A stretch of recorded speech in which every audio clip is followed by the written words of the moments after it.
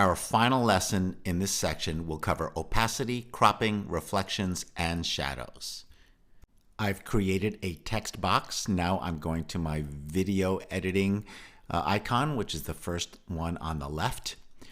I'm going to click on Action, and I'm going to drag the opacity from 100% all the way down to 0. Basically, 0 turns something completely transparent. And now let's take a look at what this action looks like. I'm going to take my playhead and bring it just before the action and click play. And that is adding an opacity action.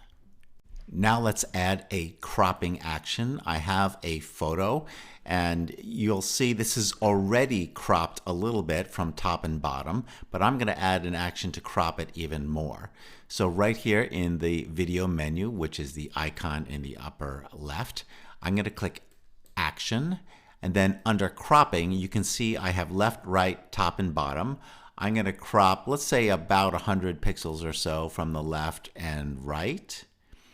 And from the top, I'm going to crop 400 from the top and 400 from the bottom. Okay, now let's take a look at what this action looks like.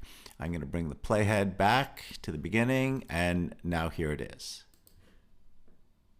That is a cropping action. Now we're going to add a reflection action. In my video menu, I'm going to click on Action, and this time I'm going to check off the box that says Reflection, and let's increase the reflection to, 100%.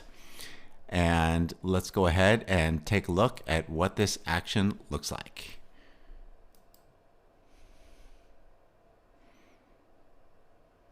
And that is a reflection action.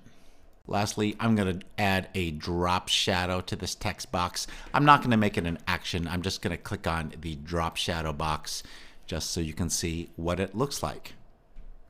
The last thing I wanted to mention is that I made opacity and cropping and reflection into actions.